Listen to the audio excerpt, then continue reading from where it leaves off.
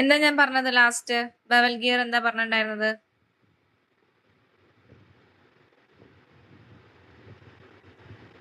പറയൂ.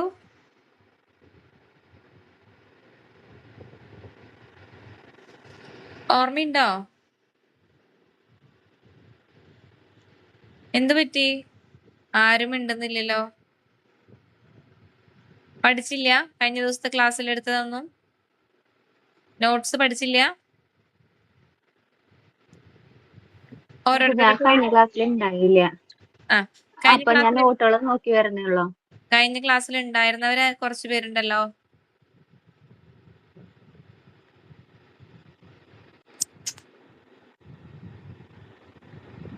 എന്താണ് bowel gear? എത്ര എണ്ണം ഉണ്ട് ബവൽ ഗിയർ?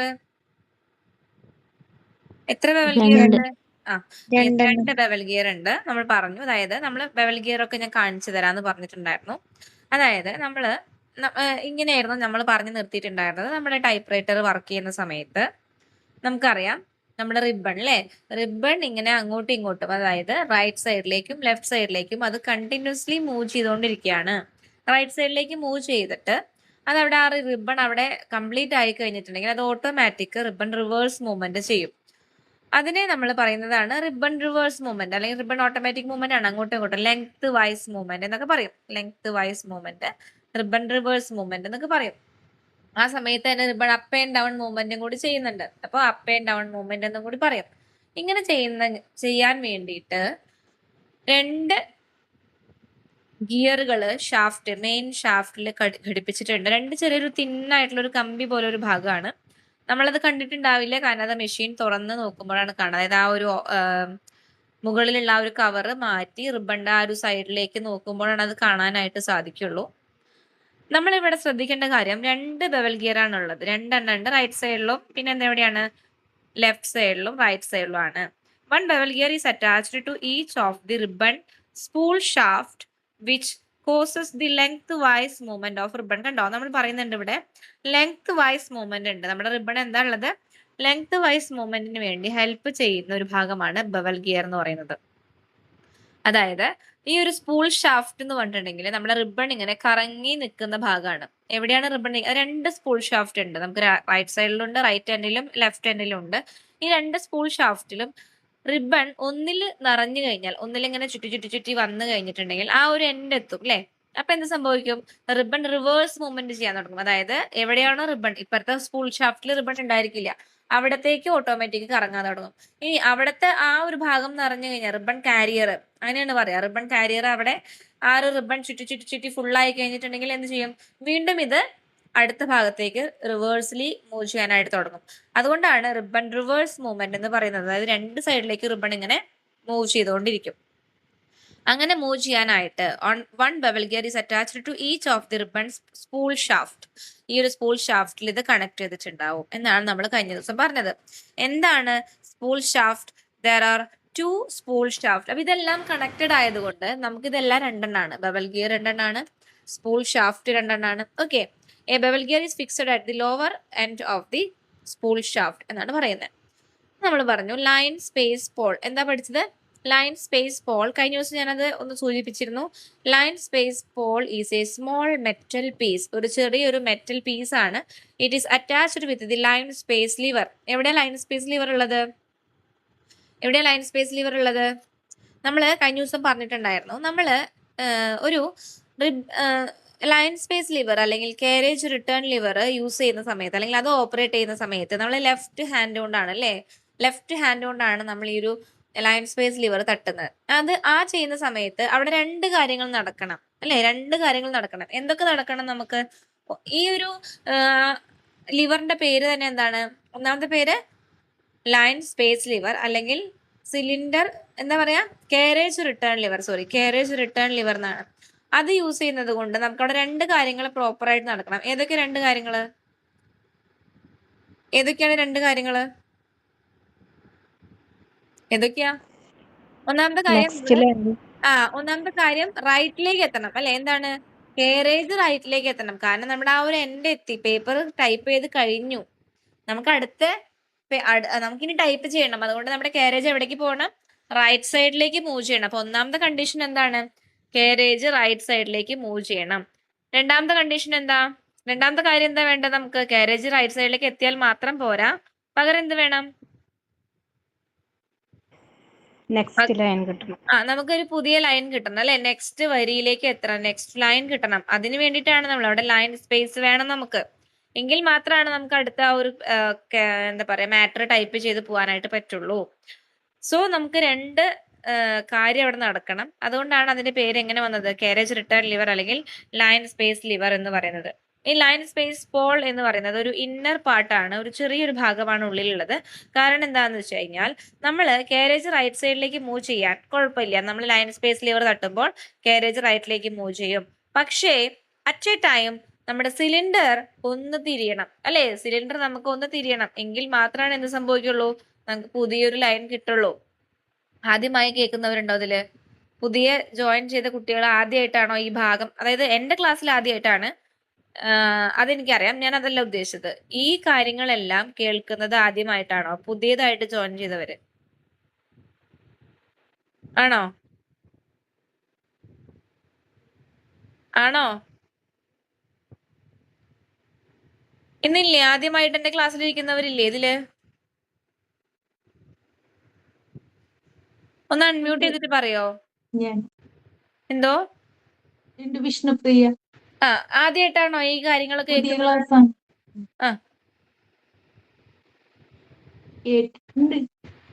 ഞാൻ എന്താ വെച്ചാലേ, ഞാൻ ഓൾറെഡി പറഞ്ഞു പോകുന്ന പോലെ ഇങ്ങനെ പറഞ്ഞു പോകും. അതില് മനസ്സിലാവാത്തവരുണ്ടെങ്കിൽ ആരോ മെസ്സേജ് അയച്ചിട്ടുണ്ടായിരുന്നു, എനിക്ക് മെസ്സേജ് ഞാൻ കണ്ടിട്ടുണ്ടായിരുന്നില്ല. ഓക്കെ. ഞാനപ്പോ പ്രീവിയസ് ക്ലാസ്സുകൾ നമ്മൾ ലിങ്ക് അയക്കാട്ടോ. ഞാൻ ആർക്കും അയച്ചിട്ടില്ല, ഒരു ക്ലാസ്സിലെ ലിങ്ക് അയച്ചിട്ടുള്ളൂ. ഞാനിവിടെ ഇല്ലാത്തതുകൊണ്ട് എനിക്ക് അതിന്റെ കാര്യങ്ങളൊന്നും ചെയ്യാൻ പറ്റിയിട്ടില്ല. നമ്മൾ ഈ ഒരാഴ്ച ഈ ആഴ്ചയുള്ളിൽ ബാക്കിയെല്ലാം, ഇന്നത്തെ ക്ലാസ് നമ്മൾ നാളെ തന്നെ അപ്ലോഡ് ചെയ്യും. ബാക്കിയുള്ളത് നമ്മൾ ഓരോന്നോരോന്നായിട്ട് അപ്ലോഡ് ചെയ്തുകൊണ്ടിരിക്കുകയാണ്. അപ്പൊ ഞാൻ ഇവിടെ പറഞ്ഞ കാര്യം, ഇതിപ്പോ ചോദിക്കാൻ കാരണമുള്ളത്, നമ്മളിവിടെ ഒരു കാര്യം പറഞ്ഞിട്ടുണ്ടായിരുന്നു. നമ്മുടെ കാരേജ് മൂവ് ചെയ്യുന്ന സമയത്ത് സിലിണ്ടർ, അതായത് പേപ്പർ നമ്മൾ സിലിണ്ടറിൽ ചുറ്റിയിട്ടാണ് നമ്മുടെ പേപ്പർ ഇരിക്കുന്നത് അല്ലെ? ആ ഒരു റൊട്ടേറ്റ് ചെയ്യുന്ന ഒരു ഭാഗമാണ് സിലിണ്ടർ എന്ന് പറഞ്ഞു കഴിഞ്ഞാൽ കാരേജിന്റെ ഉള്ളിലായിട്ട് കാണുന്ന ഭാഗമാണ്. ആ ഒരു കാരേജിൽ സിലിണ്ടർ ഒന്ന് തിരിഞ്ഞാൽ മാത്രമാണ് നമുക്ക് ആ ഒരു പേപ്പറിൽ പുതിയ വരി കിട്ടുള്ളൂ, അതായത് പുതിയ ലൈൻ കിട്ടുള്ളൂ. നമ്മൾ ടൈപ്പ് ചെയ്ത് റൈറ്റ് എൻഡിലേക്ക് എത്തി, നമ്മുടെ ആ ഒരു പേപ്പറിന്റെ റൈറ്റ് എൻഡ് എത്തിക്കഴിഞ്ഞു കഴിഞ്ഞാൽ നമുക്കറിയാലേ, കഴിഞ്ഞു പേപ്പർ, ആ ഒരു അറ്റം കഴിഞ്ഞു. നമുക്ക് എന്ത് വേണം? നമുക്ക് അടുത്ത വരിയിലേക്ക് എത്തണം അല്ലെ? അടുത്ത വരി വേണം.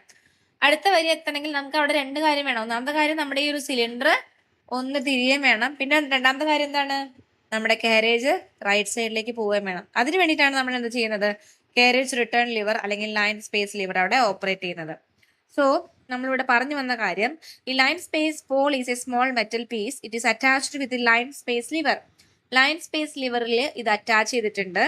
It acts on cylinder ratchet wheel by rotation movement to the ribbon spool through the spool shaft.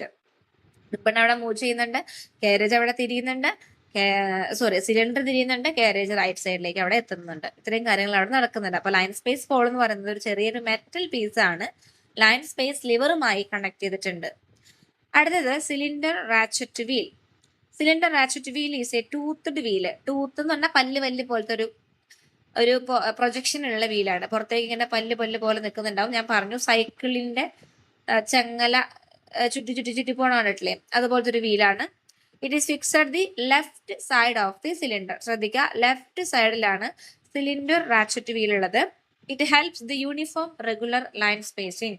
നമ്മൾ ടൈപ്പ് ചെയ്യുന്ന സമയത്ത് നമുക്കറിയാം ലൈൻ സ്പേസിങ്, ഒരു ലൈൻ, രണ്ട് ലൈൻ, അങ്ങനെ നമ്മൾ ലൈൻ സ്പേസ് ചെയ്യാനായിട്ട് പറ്റും. നമ്മൾ സാധാരണ ലെറ്റർ ഒക്കെ അടിക്കുന്നത് ഒരു ലൈൻ സ്പേസിലാണ്.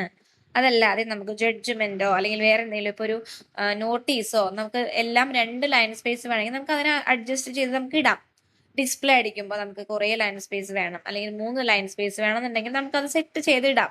അപ്പൊ നമുക്ക് എന്ത് സംഭവിക്കും? അത് ഓൾറെഡി സെറ്റ് ചെയ്തിട്ടുണ്ടെങ്കിൽ യൂണിഫോമിലി നമുക്ക് ലഭിക്കും. അതായത് ഓരോ വട്ടം നമ്മൾ കാരേജ് നീക്കുന്ന സമയത്തും നമുക്കിത് അത്രയും നമ്മൾ സെറ്റ് ചെയ്ത് വെച്ചിട്ടുള്ള ആ ഒരു ലൈൻ സ്പേസ് മാത്രമായിരിക്കും നമുക്ക് കിട്ടുന്നത്. അതിന് വേണ്ടിയിട്ടാണ് നമ്മൾ എന്ത് യൂസ് ചെയ്യുന്നത്? Cylinder ratchet wheel. ഒരു ചെറിയൊരു വീലാണ്, നമ്മൾ ആ ഒരു സെറ്റ് ചെയ്ത് വെച്ചതിനനുസരിച്ച് മാത്രമാണ് കാരേജ് റൈറ്റിലേക്ക് മൂവ് ചെയ്യുന്ന സമയത്ത് തിരിയുള്ളൂ. മനസ്സിലായോ? ഇതെല്ലാം നമ്മൾ കാരേജിനെ റൈറ്റ് സൈഡിലേക്ക് മൂവ് ചെയ്യുന്നതിനൊപ്പം നടക്കുന്ന പ്രോസസ്സാണ്. അപ്പോഴാണ് നമുക്ക് പുതിയൊരു ലൈൻ കിട്ടുന്നത്. ആ ലൈൻ കിട്ടാൻ വേണ്ടിയിട്ടാണ് എന്ത് ചെയ്യുന്നത്? ലൈൻ സ്പേസ് ലിവർ നമ്മൾ അവിടെ ഓപ്പറേറ്റ് ചെയ്യുന്നത്. ലൈൻ നമുക്ക് കിട്ടുകയും ചെയ്യും. പകരം എന്ത് സംഭവിക്കും? യൂണിഫോമിറ്റി ഉണ്ടായിരിക്കും അതിന്. മനസ്സിലായോ? യൂണിഫോമിറ്റി ഉണ്ടായിരിക്കും. മനസ്സിലാവാത്തവരുണ്ടെങ്കിൽ എന്നോട് ചോദിക്കാം, ഞാൻ വീണ്ടും പറഞ്ഞു തരും ട്ടോ. ഇനി നമ്മള് അടുത്ത പോർഷനിലേക്ക് പോവാണ്. ടൈപ്പ് ബാർ കുഷ്യൻ നമ്മൾ നേരത്തെ കഴിഞ്ഞ ക്ലാസ്സിൽ പറഞ്ഞിട്ടുണ്ടായിരുന്നു. Type bar cushion help to reduce the noise. കണ്ടോ, ഞാൻ പറഞ്ഞില്ലേ സൗണ്ട് കുറയ്ക്കാൻ. Noise when the type bar return after striking the cylinder. നമ്മൾ ഓരോ കീയും ഓപ്പറേറ്റ് ചെയ്യുന്ന സമയത്ത് എന്ത് സംഭവിക്കുന്നു? ഈ കീ പോയിട്ട് സിലിണ്ടറിൽ ഒന്ന് അടിച്ചിട്ടാണ് തിരിച്ചു വരുന്നത് അല്ലെ? സിലിണ്ടറിൽ ഒന്ന് അടിക്കും, ദെൻ അത് റിട്ടേൺ വരും. ആ റിട്ടേൺ വരുന്ന സമയത്ത് നോയ്സ് കുറയ്ക്കാൻ, സൗണ്ട് കുറയ്ക്കാൻ വേണ്ടിയിട്ടാണ് നമ്മൾ ടൈപ്പ് ബാർ കുഷ്യൻ യൂസ് ചെയ്യുന്നത്.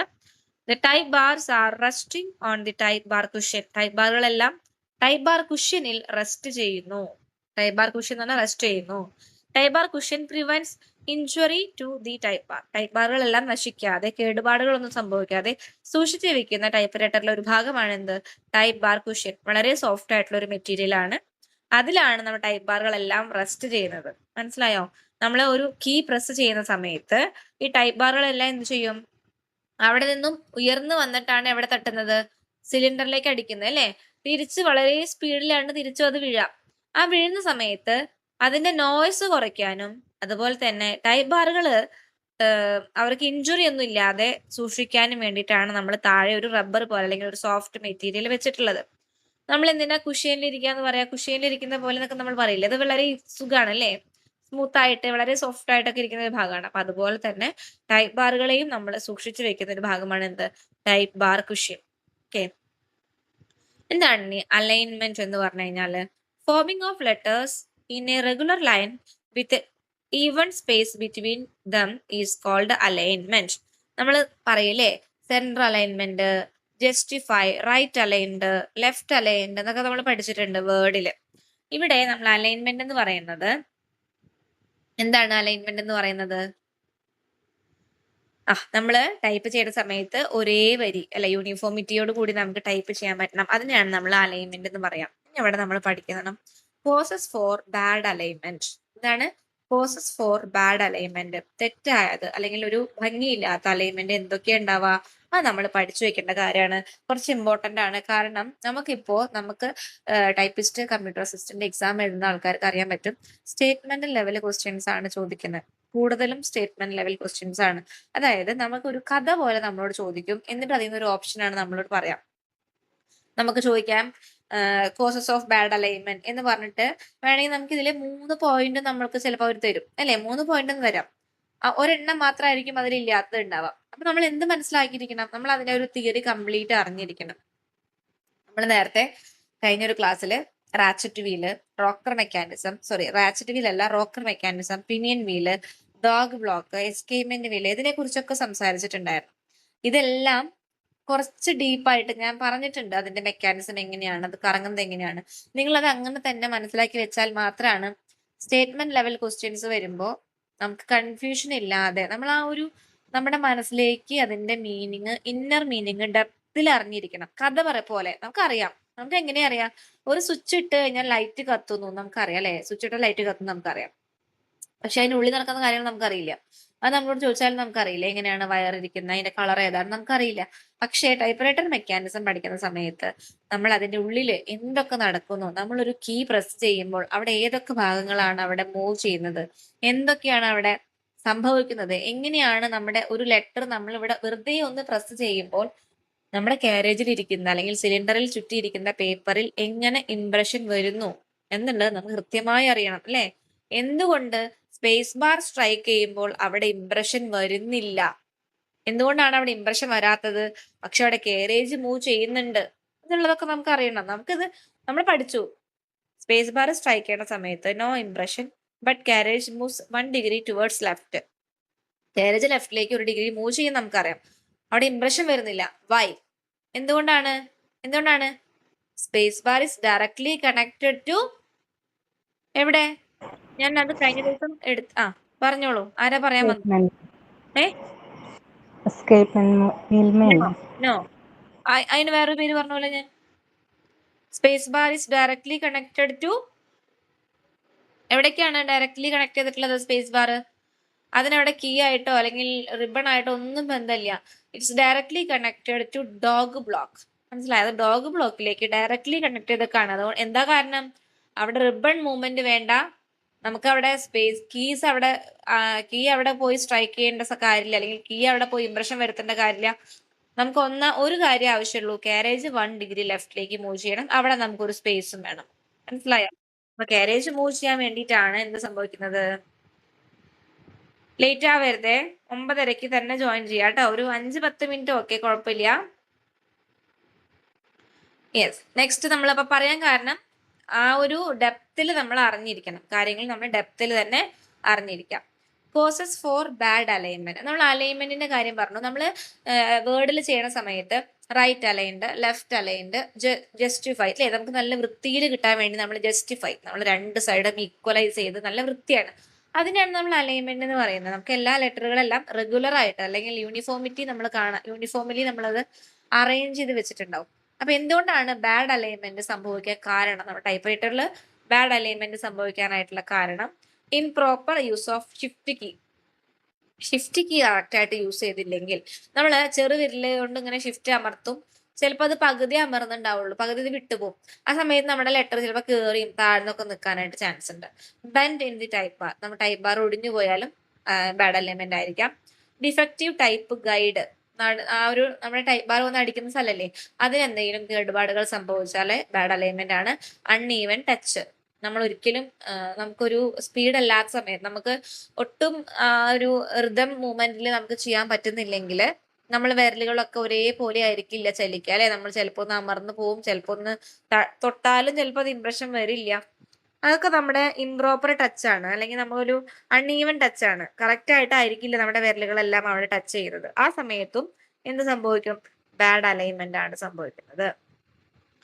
ഇനി jerky movement of the carriage. നമ്മൾ നേരത്തെ പറഞ്ഞു 2 മൂവ്മെന്റ് ഉണ്ട്, സ്ലഗിഷ് മൂവ്മെന്റ് ഉണ്ട്, ജെർക്കി മൂവ്മെന്റ് ഉണ്ടെന്ന് പറഞ്ഞിട്ടുണ്ടായിരുന്നു. എപ്പോഴാണ് നമ്മൾ പറഞ്ഞിട്ടുണ്ടായിരുന്നത് ജെർക്കി മൂവ്മെന്റ് എന്നൊക്കെ? നമ്മുടെ റിബൺ ത്രോ അല്ലെ, നമ്മുടെ കാരേജിൽ ഒരു ടെൻഷൻ ഉണ്ട്, main spring tension. Main spring tension കൂടുമ്പോൾ ജെർക്കി മൂവ്മെന്റ് വരും എന്നുള്ളതൊക്കെ നമ്മൾ പറഞ്ഞിട്ടുണ്ടായിരുന്നു. അപ്പൊ എന്താ ജെർക്കി മൂവ്മെന്റ് എന്ന് പറഞ്ഞു കഴിഞ്ഞാല്, no oil in the way rod channel. അതായത് അവിടെ ഒരു വേ റോഡ് ഉണ്ട്, അതിന് നമ്മൾ ഓയിൽ ചെയ്യാത്ത സമയത്ത് ജെർക്കി മൂവ്മെന്റ് വരും. രണ്ടാമത്തെ കണ്ടീഷൻ എപ്പോഴാണ്? Worn out teeth of escapement wheel. Escapement വീലിനെ കുറിച്ച് നമ്മൾ പറഞ്ഞിട്ടുണ്ടായിരുന്നു, അതിന്റെ ടീത്ത് പൊട്ടിപ്പോവാ. Worn out teeth of escapement wheel. ആ കണ്ടീഷനിലും എന്ത് സംഭവിക്കും? Jerky movement. അതായത് ടൈപ്പ് ചെയ്യുന്ന സമയത്ത് ഇങ്ങനെ ചാടി ചാടി പോവാ, നമുക്കൊരു സോഫ്റ്റ്നെസ് ഇല്ലാതെ ചാടി ചാടി പോകുന്നതിനെയാണ് നമ്മൾ എന്ത് പറയുന്നത്? Jerky movement. അപ്പോൾ ഓയിൽ കൊടുത്തില്ലെങ്കിൽ, അതായത് ഓയിൽ ചെയ്യേണ്ട ഭാഗത്ത് കൃത്യമായി ഓയിൽ കൊടുത്തില്ല എന്നുണ്ടെങ്കിൽ ജെർക്കി മൂവ്മെന്റ് ഉണ്ടാവും. അതല്ലെങ്കിൽ എസ്കേപ്മെന്റ് വീലിന്റെ ടീത്ത് പൊട്ടിപ്പോയാലും ജെർക്കി മൂവ്മെന്റ് ഉണ്ടാവും. പിന്നെ എപ്പോഴാണ്? Over tension of the main spring. Main സ്പ്രിങ്ങിന്റെ ടെൻഷൻ കൂടുമ്പോൾ, ഞാൻ പറഞ്ഞിരുന്നു അല്ലെ, മെയിൻ സ്പ്രിങ് പറഞ്ഞ സമയത്ത് ഞാൻ പറഞ്ഞു, മെയിൻ സ്പ്രിങ്ങിന് ഒരുപാട് ടെൻഷൻ ആയി കഴിഞ്ഞു കഴിഞ്ഞാല് നമ്മുടെ ടൈപ്പ് റൈറ്ററിന് ജെർക്കി മൂവ്മെന്റ് ഉണ്ടാവും, അല്ലെങ്കിൽ ആ ഒരു നമ്മൾ ടൈപ്പ് ചെയ്യുന്നതൊന്നും കറക്റ്റ് ആയിട്ട് വരില്ല, വളരെ ഹാർഡ് ആയിട്ട് നമുക്ക് തോന്നും. ഇനി എങ്ങനെയാ അത് മാറ്റുന്നത്? റെക്ടിഫിക്കേഷൻ എങ്ങനെയാണ്? Applying fresh oil. നമ്മൾ ഫ്രഷ് ഓയിൽ ചെയ്യണം. Reducing the main spring tension. Main സ്പ്രിങ്ങിന് ടെൻഷൻ കുറയ്ക്കണം. Replacing the worn out of the parts of the new one. പൊട്ടിപ്പോയിട്ടുണ്ടെങ്കിൽ അതൊക്കെ മാറ്റാം. ഇനി അടുത്തത് സ്ലഗിഷ് മൂവ്മെന്റ്. എന്താ സ്ലഗിഷ് മൂവ്മെന്റ്? നമ്മൾ പറഞ്ഞു അല്ലെ, low tension of the main spring. Main spring tension വളരെയധികം കുറഞ്ഞാൽ സ്ലഗിഷ് മൂവ്മെന്റ് ആണ് ഉണ്ടാവുക. Oil clog in the way rod channel. നമ്മൾ ആ ഒരു ഓയിൽ കട്ട പിടിച്ചിരിക്കുക, അപ്പൊ ഒരുപാട് ഓയിൽ ഉണ്ടാവും അല്ലെ? ഒരുപാട് ഓയിൽ ആവുമ്പോൾ എന്ത് സംഭവിക്കും? സ്ലഗിഷ് മൂവ്മെന്റ് സംഭവിക്കും. Low tension of the loose dog spring. നമ്മൾ ലൂസ് ഡോഗും റിജിഡ് ഡോഗും നമ്മൾ പഠിച്ചു അല്ലെ? എവിടെ പഠിച്ചത്? എവിടെ ഇരിക്കുന്നത് ലൂസ് ഡോഗും റിജിഡ് ഡോഗും? എവിടെ ഇരിക്കുന്നത് ലൂസ് ഡോഗും റിജിഡ് ഡോഗും? എവിടെ ഇരിക്കുന്നത്? ഡോഗ് ബ്ലോക്കിലോ? ഡോഗ് ബ്ലോക്കിൽ അല്ലേ? നമ്മൾ ഏത് മെക്കാനിസം പഠിച്ചപ്പോഴാണ് അത് പഠിച്ചത്? റോക്കർ മെക്കാനിസം പഠിച്ചപ്പോഴാണ് അത് പഠിച്ചത്. റോക്കർ മെക്കാനിസത്തിലാണ് എന്ത് പറഞ്ഞത്? ഡോഗ് ബ്ലോക്ക് ഉണ്ട്, പിനിയൻ വീൽ ഉണ്ട്, എസ്കേപ്മെന്റ് വീൽ ഉണ്ട്. ഈ 4 കാര്യങ്ങൾ അടങ്ങിയതാണ് എന്ത്? Rocker mechanism. ഈ റോക്കർ മെക്കാനിസത്തിലാണ് എന്ത് പറഞ്ഞേ? നമുക്കവിടെ ലൂസ് ഡോഗ് ഉണ്ടെന്ന് പറഞ്ഞു അല്ലെ? അപ്പൊ low tension of the loose dog spring. ആ ലൂസ് ഡോഗിന് വളരെ സ്ലോ ആയിട്ട് അത് മൂവ് ചെയ്താലും സ്ലഗിഷ് മൂവ്മെന്റ് ആണ് ഉണ്ടാവുക. ഓക്കെ, എന്താ റെക്ടിഫിക്കേഷൻ എന്ന് പറഞ്ഞു കഴിഞ്ഞാല് excess oil in the way rod should be wiped out. അതായത് ഒരുപാട് ഓയിൽ ഉണ്ടെങ്കിൽ അത് തുടച്ചു നീക്കണം. The tension of the main spring should be increased. വളരെ ടെൻഷൻ കുറവാണെങ്കിൽ അതൊന്ന് ഇൻക്രീസ് ചെയ്യാൻ വേണം. Irregular line spacing. Line space എപ്പോഴാണ് ഇറഗുലർ ആവുന്നത്? Burn out tooth of ratchet wheel. നമ്മൾ പറഞ്ഞു അവിടെ ഒരു റാച്ചറ്റ് വീൽ ഉണ്ട് അല്ലെ? സിലിണ്ടർ റാച്ചറ്റ് വീൽ ഉണ്ട്. വളരെ കൃത്യമായി അത് ചലിക്കാൻ വേണ്ടി അല്ലെങ്കിൽ തിരിയാൻ വേണ്ടി അവിടെ ഒരു സിലിണ്ടർ റാച്ചറ്റ് വീൽ ഉണ്ട്. അതിന്റെ ടൂത്തും പൊട്ടിപ്പോയി കഴിഞ്ഞാൽ ലൈൻ സ്പേസിങ് ശരിയാവില്ല. Insertion of too many sheets with carbon. നമ്മൾ ഒരു പേപ്പർ വെക്കുന്നത് കൊണ്ട് കുഴപ്പമില്ല. അപ്പൊ നമുക്ക് കുറേ കാർബൺ പേപ്പർ വെച്ചിട്ട് നമ്മൾ ഒരുപാട് പേപ്പറുകൾ വെച്ച് ടൈപ്പ് ചെയ്യുന്ന സമയത്ത് നമുക്ക് എന്ത് സംഭവിക്കും? കറക്റ്റ് ആയിട്ട് ലൈൻ സ്പേസ് കിട്ടില്ല. അപ്പൊ നമ്മൾ കുറച്ച് കാര്യം പറഞ്ഞിട്ടുള്ളൂ. ഞാൻ അതും കൂടി